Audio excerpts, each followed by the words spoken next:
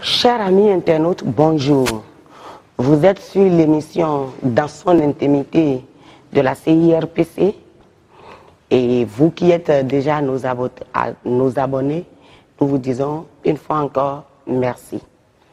Ce matin, nous allons débattre d'un sujet important, mais peu parlé dans le commun, dans l'actualité, peu parlé dans l'Église et peu parlé dans nos communautés. Nous allons parler du retour imminent de Christ.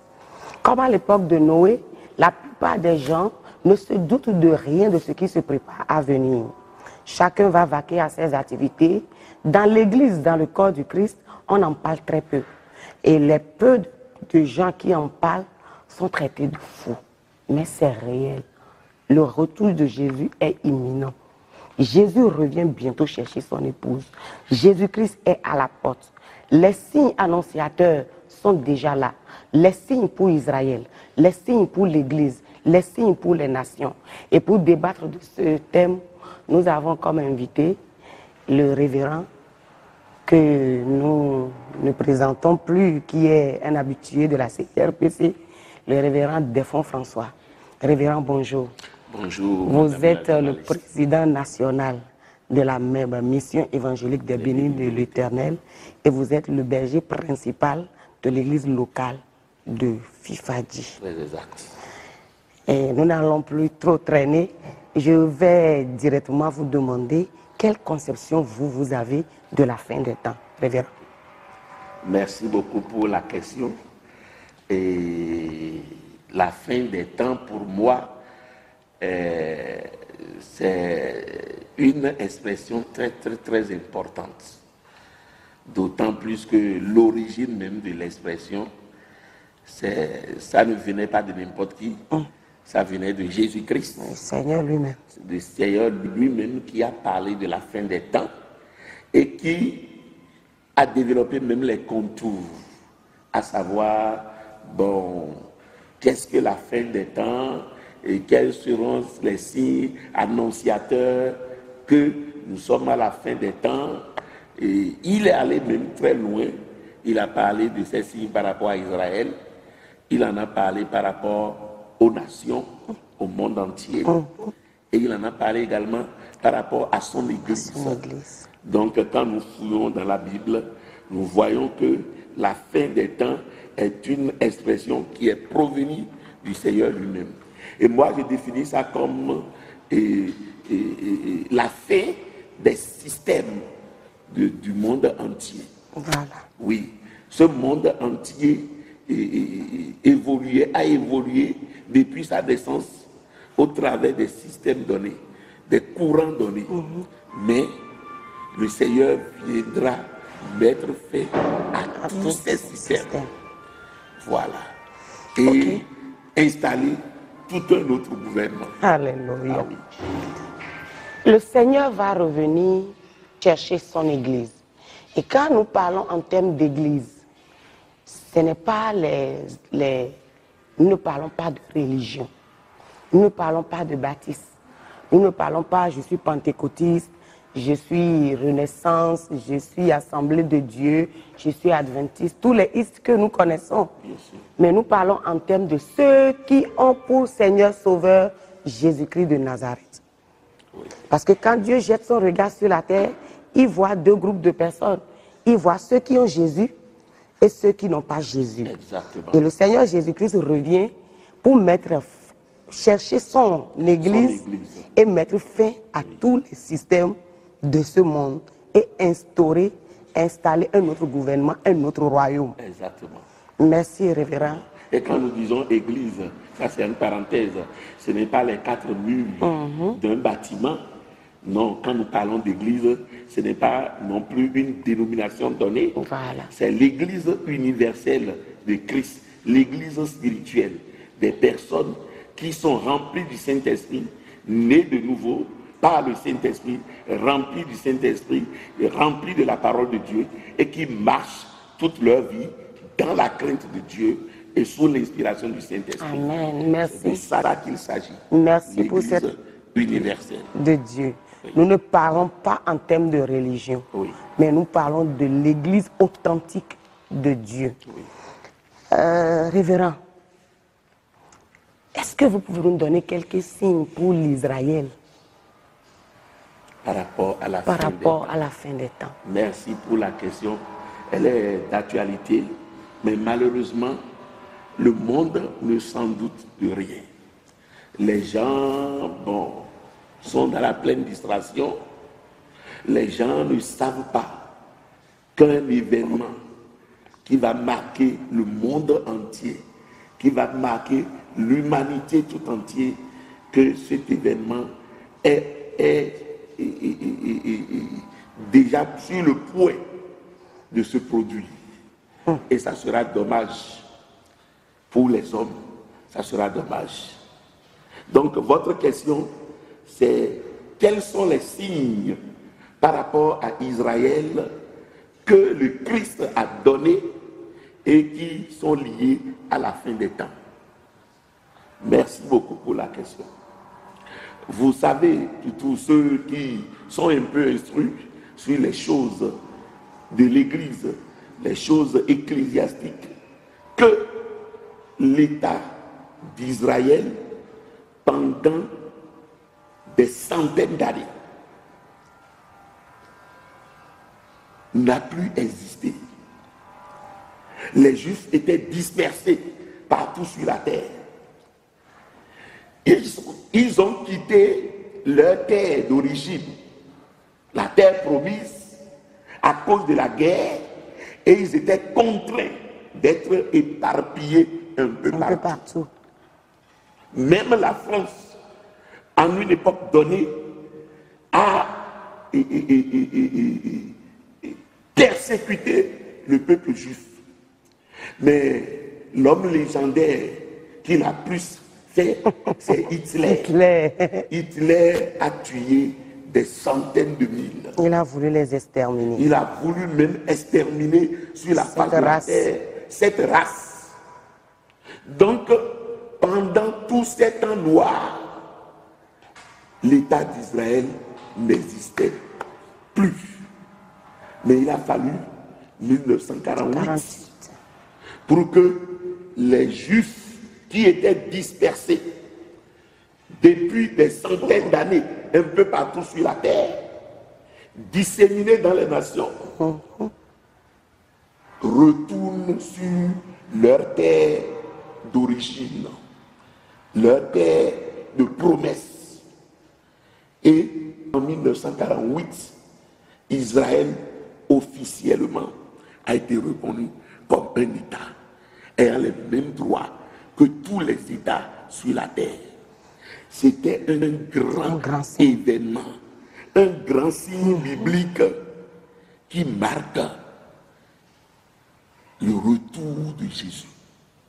Et Jésus a fait allusion à ça en disant que le figuier qui était totalement détruit, qui n'avait pas de feuilles et qui était pratiquement mort, quand le reste d'Israël verra des feuilles de nouveau jaillir sur ce figuier, quand ils verront la vie naître de nouveau dans ce figuier, qu'ils comprennent que le Fils de l'homme est à la porte. Effectivement, cet État qui a disparu du milieu des États renaît de ses cendres en 1948. C'était un grand signe pour Israël et c'était aussi un grand signe pour les nations. Et Jésus dit, quand vous allez voir ça, sachez que je suis à la porte.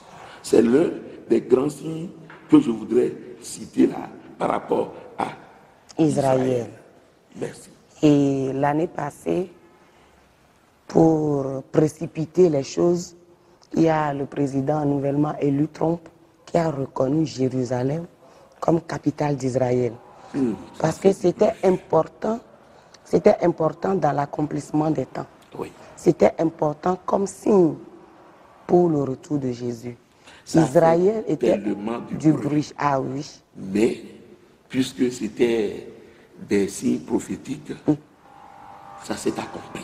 Ça s'est accompli. Et là où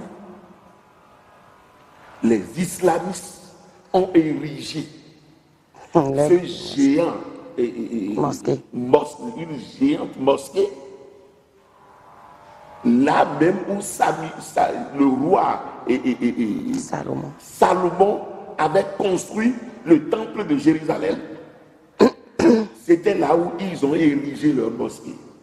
Et aujourd'hui, c'est rentré sous l'autorité d'Israël. Ça veut dire que d'ici peu, c'est une question de temps. C'est une question de temps. Cette mosquée sera rasée. C'est une question de et temps. de nouveau, le temple de Yahweh sera érigé au même endroit. Merci, révérend. Merci. Mais c'est dommage que malgré ce grand signe, Oui. la reconnaissance de Jérusalem étant capitale d'Israël, dans les églises, dans les assemblées, dans le corps du Christ, il n'y a pas eu de remous. Ah oui. La vie suit son cours habituel, normalement, comme si de rien n'était, comme si rien ne s'était passé. La vie suit son cours normal. Ah, c'est dommage. C'est vraiment dommage. C'est dommage que les bergers, les enseignants, les docteurs de la parole, les prophètes, les évangélistes, qui se vantent de recevoir le don, la grâce de ces ministères, n'enseignent pas ces choses. C'est dommage. À l'église de Christ pour réveiller l'église, pour apprêter l'église à l'enlèvement. Parce que l'enlèvement est imminent. C'est imminent. Les tout derniers signes, ce sont les tout derniers signes Pour Israël. qui sont en phase d'accomplissement et qui s'accomplissent sous nos yeux. Ces signes s'accomplissent.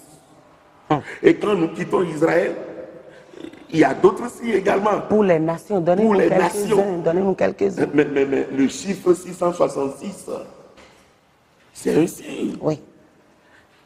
Apocalypse en a parlé. Ah oui. Daniel en a parlé. Ah oui, Daniel en a parlé. Mais aujourd'hui, ça s'accomplit. Cette prophétie s'accomplit sous nos yeux. Le puce Obama, au niveau des États-Unis, où vous devriez recevoir ce puce sur le front, ou bien dans le dos de la main. De la main.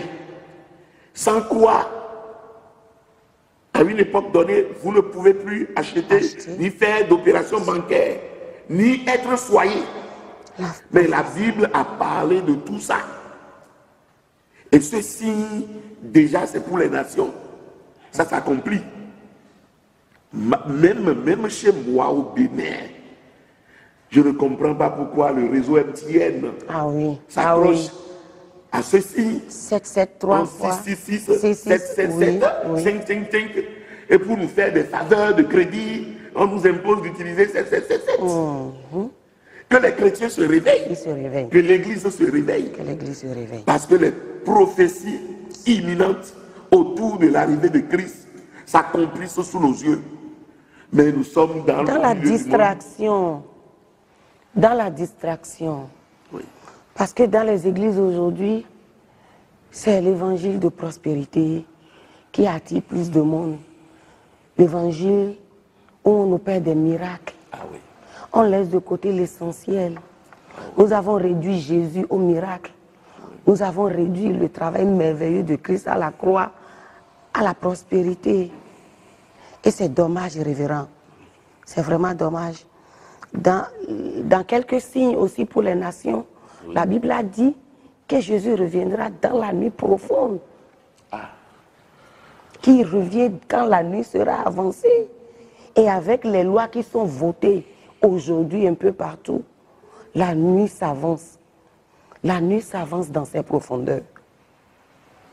Récemment, la loi qu'on a votée en France, révérend, qu'en pensez-vous?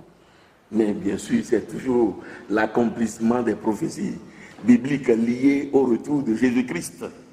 Vous voyez, une loi qui demande désormais que l'éducation sexuelle soit enseignée aux enfants de 5 ans, à partir de 5 ans et plus, qu'on leur enseigne l'éducation sexuelle. C'est démoniaque, c'est diabolique. Nous sommes rentrés dans les signes liés au monde. Oui, révérend, vous venez de dire que le mal est à son paroxysme. Oui. Et nous remarquons réellement que le mal est à son paroxysme. Aujourd'hui, appartenir à un secte n'est plus un secret. Les francs-maçons qui s'exhibent sur les réseaux sociaux, les cérémonies des loges qui s'exhibent sur les réseaux sociaux aujourd'hui, il fut un moment, c'était quelque chose pour les hommes mûrs, les hommes matures.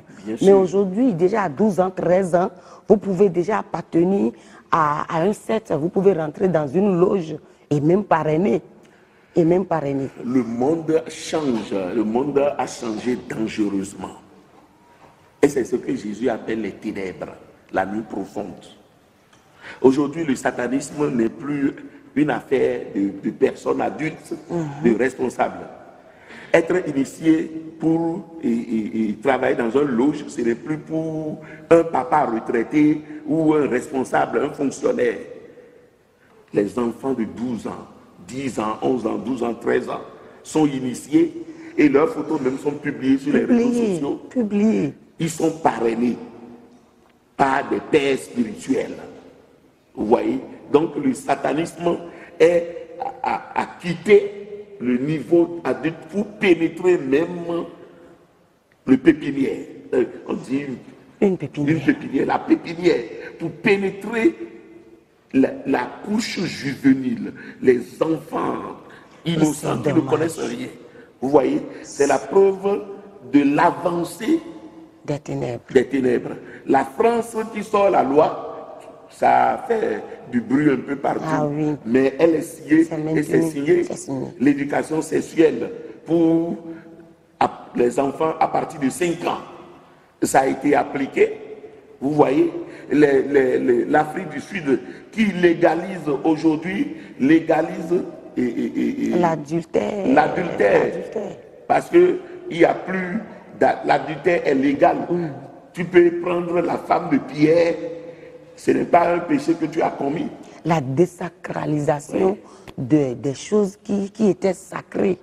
Les États-Unis, l'église de Satan est ouverte publiquement. On en fait même la promotion. Merci beaucoup.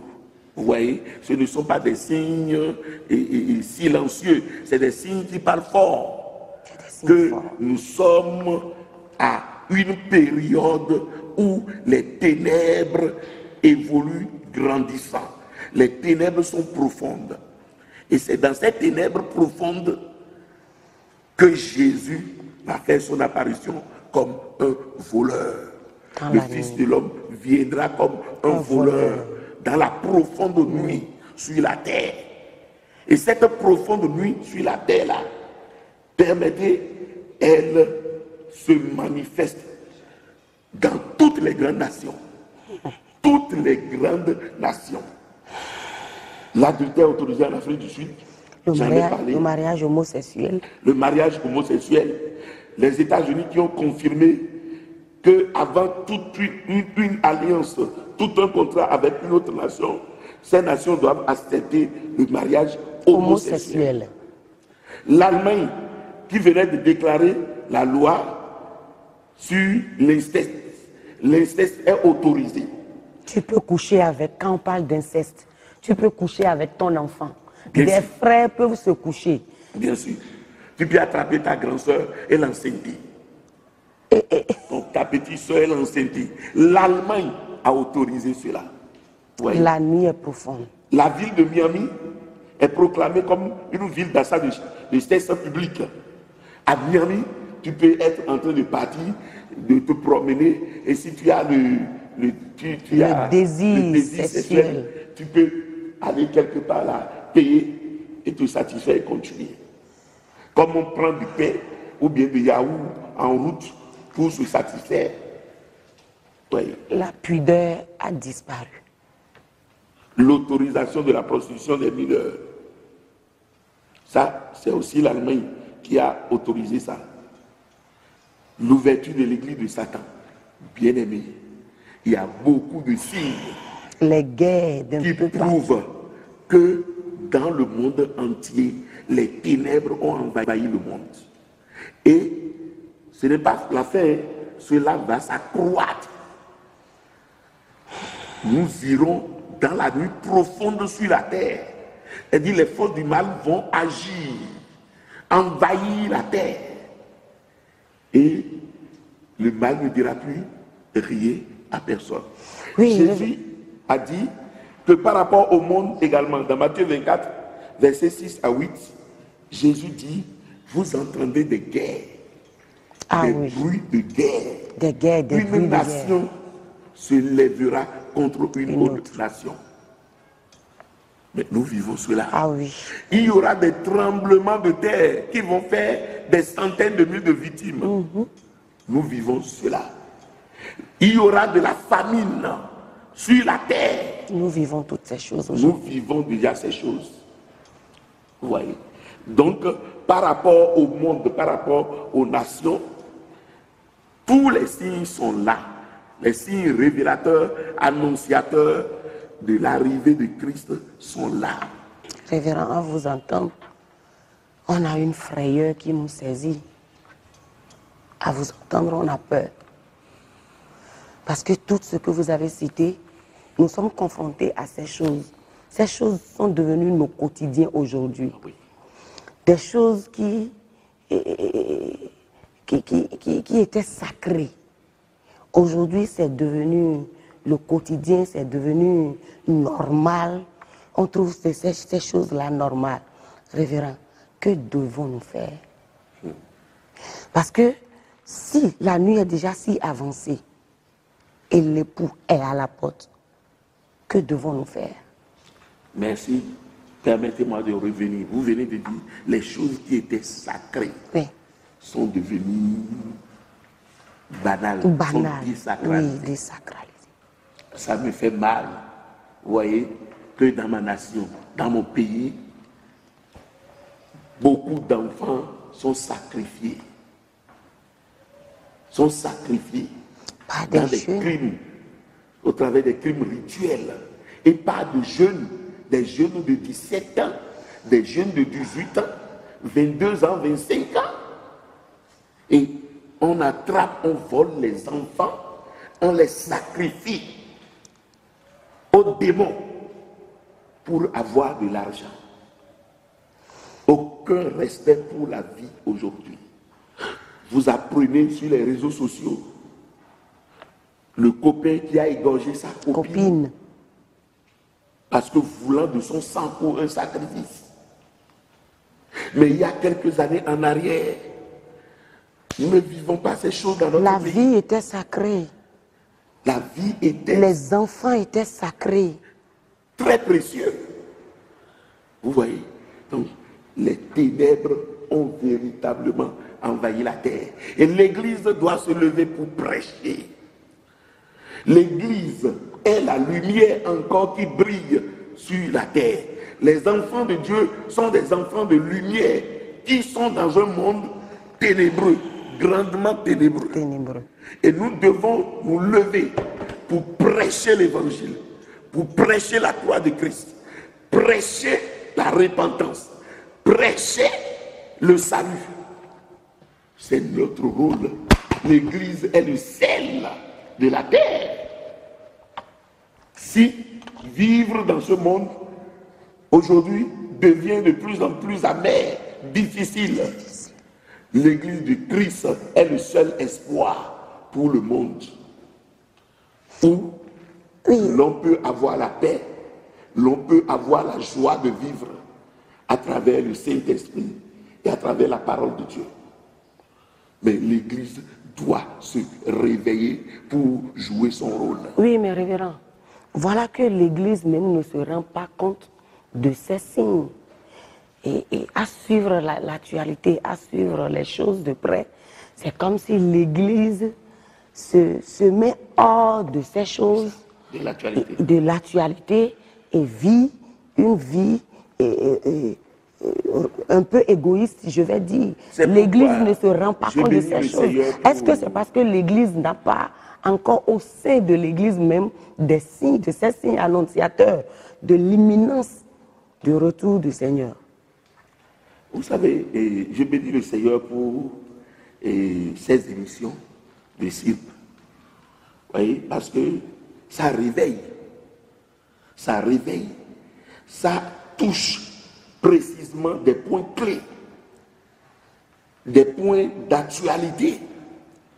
Puisque, effectivement, nous constatons un tièdeur général dans l'Église. C'est comme si l'Église est préoccupée par l'argent, par la richesse, par la gloire de ce monde. Et ce qui se passe, le temps que nous traversons, les événements qui annoncent le retour de notre Seigneur, c'est comme si ça n'intéresse plus l'Église. Ça n'intéresse plus les leaders. C'est dommage. Et il faut que des voix s'élèvent. Il faut que des voix s'élèvent pour réveiller l'Église, pour ramener l'Église à son rôle. Et je crois que cette émission est une voix du Saint-Esprit. Amen. Oui, révérend. Mais il y a des prophéties qui s'élèvent de l'Église même. Oui. Et il y a un certain Kakou Philippe. Oui. Qui traite les chrétiens de fous. Voilà. Restons-en même au Bénin. Et nous aurions appris que les Béninois ont un Dieu, une jeune fille qui s'est proclamée. Le Dieu de Banamé. Oui. Voilà. Tout ça, est-ce que ça ne respecte? Ce n'est pas l'accomplissement des prophéties pour l'Église de Dieu. L'apostasie qui s'est installée aujourd'hui. Dans l'Église aussi, il y a aussi un réveil fort. Oui. Parce que Joël qui a dit dans ses prophéties, au dernier moment, je reprendrai de mon esprit. Vos vieillards auront des songes et vos jeunes auront des visions. Oui. Est-ce que ces signes ne sont-ils pas des signes annonciateurs quand même pour l'Église, pour que l'Église se réveille aujourd'hui? Merci pour votre préoccupation. Et je crois que vous posez ces questions surtout pour les internautes, pour pouvoir les éclairer. Jésus a été très clair. Nous allons lire Matthieu 24. Suivez Matthieu 24, à partir du verset 6. Il dit: vous entendrez parler de guerre et de bruit de guerre. Gardez-vous d'être troublés, car il faut que ces choses arrivent. Mais ce ne sera pas encore la fin.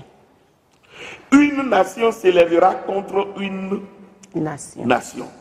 Un royaume contre un royaume. Et il y aura en divers lieux des famines et des tremblements de terre. Ça se passe. Oui, ça se passe. Tout cela ne sera que le commencement des douleurs. Il dit, le verset 9, ça se passe actuellement. La persécution de l'Église. Il dit, alors on vous livrera au tourment et l'on vous fera mourir et vous serez haïs de toutes les nations à cause de mon nom. Alors aussi, plusieurs succomberont et ils se trahiront, se haïront les uns les autres. Ça se passe déjà. Mais là où je veux en venir, et qui touche votre question, c'est le verset 11. Plusieurs faux prophètes s'élèveront et ils séduiront beaucoup de gens. Plusieurs faux prophètes. Vraiment, ça me fait mal que c'est dans ma nation, le Bénin, la République du Bénin, que naisse un certain Dieu de Banamé, qu'on appelle parfaite, et qui se dit être Dieu le Saint-Esprit.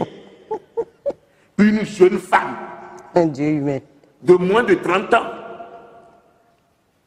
Et pour montrer que le monde est aveugle, et que les intellectuels, malgré leur niveau d'études, sont aveugles spirituellement, vous voyez la masse qui le suit, Ah qui oui. la suit. Ah oui. Vous voyez, un faux Dieu, une fausse prophétesse. Ah, il faut le dire, Parfaite de Banamé est une fausse prophétesse. Jésus dit, en ces derniers jours, dans les derniers temps, beaucoup de faux prophètes s'élèveront. Elle en fait partie. Mais elle n'est pas la seule au Bénin. Elle n'est pas la seule. Il y a beaucoup de faux prophètes au Bénin déjà. Comme les Béninois aiment la divination et aiment connaître Les miracles. des choses sur leur futur, la fausse prophétie a trouvé un bon terrain. Oui. Donc, beaucoup de faux prophètes s'élèveront et ils séduiront beaucoup de gens. Ils séduiront beaucoup de gens. Donc, nous sommes en train de traverser ce temps. Oui. Nous sommes en train de traverser ce temps. Comme faux prophète, j'en connais tellement dans cette nation. Et qui sont révélés au jour le jour. Qui sont révélés, j'en connais tellement dans cette nation. Qu'on vous dise de venir prendre des bébés gratos. Dieu accomplit de miracles, certes, mais Dieu n'accomplit pas de miracles dans l'iniquité, dans l'impureté.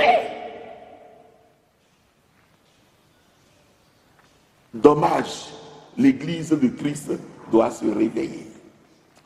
Donc tout ça sont des signes annonciateurs de sa venue pour le monde entier. Révérend, à écouter toutes ces choses et à voir l'actualité aujourd'hui, les faux prophètes ont envahi le monde. Oui. La véritable Église, on remarque qu'elle est minime. La véritable Église de Dieu, elle est peu. Elle est peu.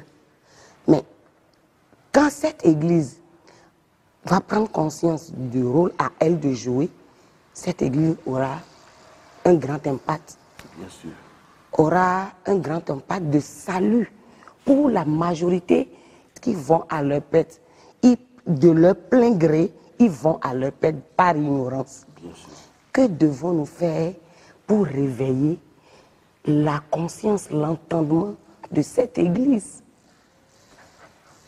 Mais nous sommes déjà en train de faire ce que nous devons faire pour réveiller l'Église.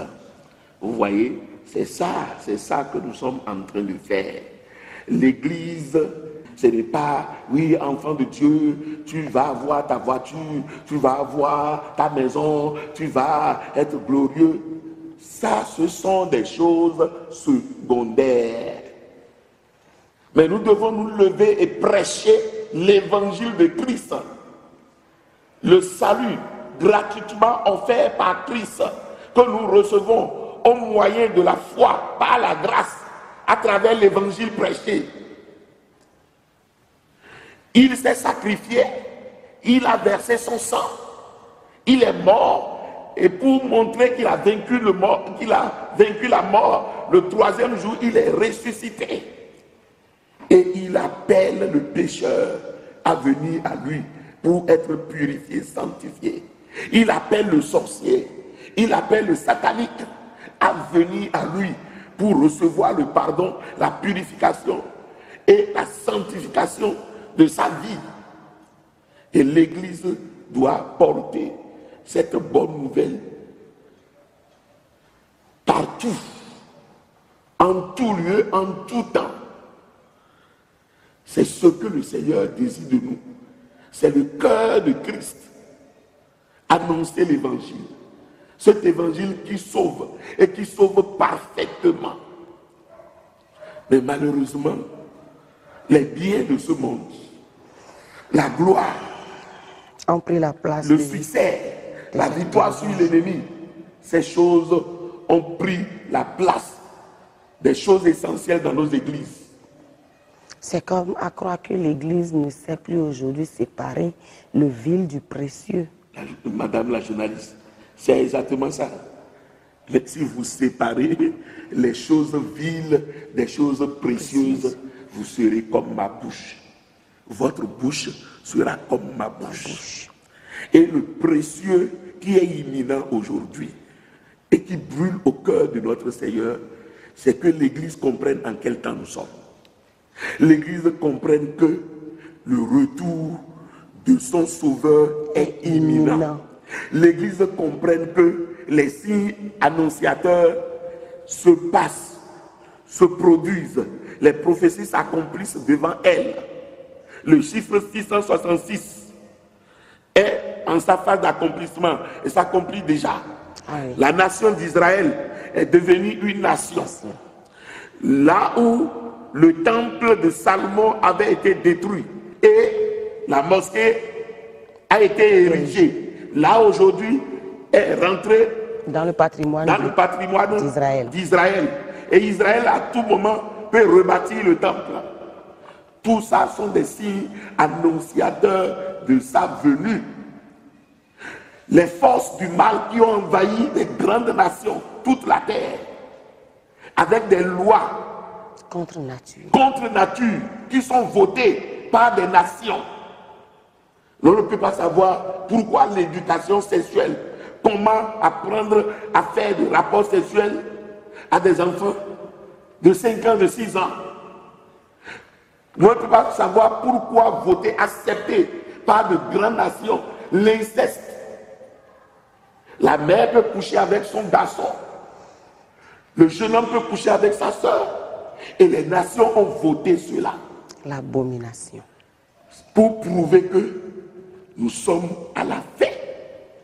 La fin est là.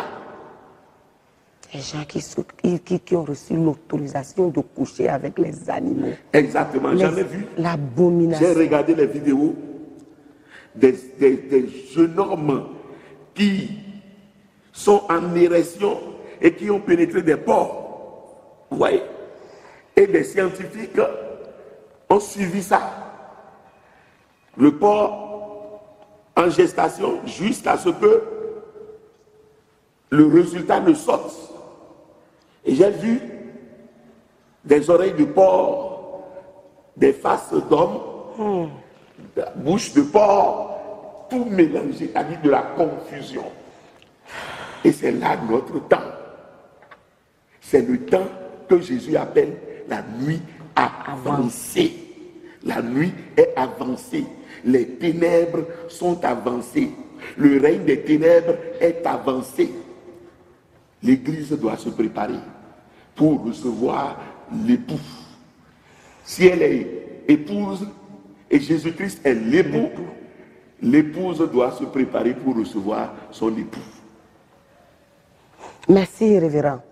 Et nous avons appris dans les coulisses que le thème, votre thème de cette année, c'est Église, prépare-toi, ton époux arrive.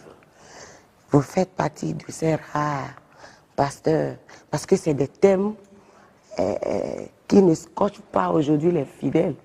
C'est des thèmes qui réveillent l'Église. C'est des thèmes qui touchent les points sensibles de la vie des enfants de Dieu. Parce que si tu dois te préparer pour recevoir l'époux, tu dois toucher à beaucoup de choses que la chair affectionne, que la chair n'aime pas laisser. Oui. Vous faites partie de ces rares personnes qui prennent le risque de prêcher cet évangile, de prêcher et d'en faire même un thème de l'année. Et ça dit que vous allez débattre de ces thèmes toute l'année. Et comme vous êtes le pasteur national de la MEB, je crois que ce thème sera débattu dans toutes les assemblées MEB du Bénin. Je vous le confirme, ce thème est en train d'être décortiqué dans toutes les églises Mission évangélique des bénis de l'Éternel du Bénin. Et nous sommes en train de développer d'abord ce qu'est l'Église. L'Église de Christ. C'est quoi l'Église? Vous voyez? Et dans ça, c'est dans ça. Parce que quand la Bible déclare que l'Église est le corps de Christ, vous voyez, il y a tellement de choses que nous avons développées là. Nous avons développé quand la Bible déclare que l'Église est l'épouse de Jésus-Christ. Nous avons décortiqué beaucoup de choses là également. Vous voyez? Et l'Église est la maison de Dieu. Nous sommes en train de décortiquer beaucoup de choses là. L'Église est la colonne et l'appui de la vérité. Nous sommes en train de développer beaucoup de choses là.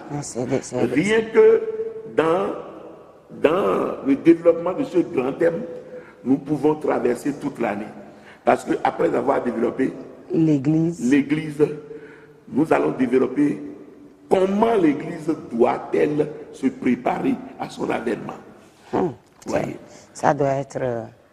Comment l'Église doit-elle se préparer à son avènement. Et après avoir développé cela, nous allons développer quels sont les signes de son avènement. Nous allons développer ça, les signes de son avènement. Cher ami internaute, si tu veux comprendre davantage, si tu veux savoir davantage, c'est quoi la fin des temps? Si tu veux comprendre davantage, comment Jésus revient-il? Il vient chercher qui? Il vient chercher quelle église? Je peux déjà te dire d'appeler le numéro du révérend, je crois, qui est en train de défiler sur l'écran. Et il saura t'orienter dans des assemblées de la mission évangélique des bénis de l'Éternel pour que vous puissiez en savoir davantage. Révérend, par rapport à ce merveilleux thème, est-ce que vous sentez l'impact dans le peuple que Dieu vous a confié? Bon, vous savez, nous sommes dans le mois de mars, 3 mois déjà. Et ça fait, on a fait déjà 2 mois. Mais la remarque que j'ai faite, c'est que beaucoup sont intéressés. Gloire à Dieu. Parce que le nombre qu'on comptait aux enseignements avant ce thème et le nombre que nous comptons aux enseignements aujourd'hui nous encourage à continuer dans ce sens parce que beaucoup de fidèles sont intéressés par le développement de ce thème. Ah, gloire à Dieu. Ça veut dire que, révérend, vous avez fait un travail formidable. Bon, parce que, franchement, vous avez fait un travail formidable parce que dans d'autres assemblées, c'est les miracles, la prospérité, les guérisons, les choses vaines de ce monde qui attirent plus de monde. Mais que pour ce thème qui parle du retour de l'époux, ce thème qui va tailler les chrétiens, ce thème qui va toucher les points sensibles de leur vécu, qui va toucher les points sensibles des passions, que ça scorche si tant de monde. La CIRPC vous encourage, révérend, à continuer sous cet angle. Et pourquoi pas encourager d'autres pasteurs à vous emboîter le pas. Parce que je crois que comme ça, un réveil, un véritable réveil pour l'évangile de Christ va naître et va embraser notre nation, cette nation béninoise. Merci, révérend, d'avoir répondu à notre invitation. Merci beaucoup, madame la journaliste. Et tout le plaisir est pour nous. Et à chaque fois que vous avez besoin de nous, nous nous rendrons disponibles pour être sur ce plateau. Le plaisir est partagé. Ça nous aide beaucoup et ça nous permet de décortiquer des choses très importantes pour les internautes. Merci. Le plaisir est partagé, révérend. Chers amis internautes, depuis des millénaires avant Jésus-Christ, les prophètes ont défini des époques, ils ont défini des signes. Et aujourd'hui, ces signes sont déjà là, annonçant le retour imminent de Jésus-Christ. Jésus vient chercher son église, que dis-je? Jésus vient chercher son épouse. Fais-tu partie de cette église? Où es-tu? Pour en savoir davantage, appelez le numéro du révérend qui est en train de défiler sur l'écran ou contactez-nous à la CIRPC. Nous sommes à votre service. Merci pour votre attention. À la prochaine.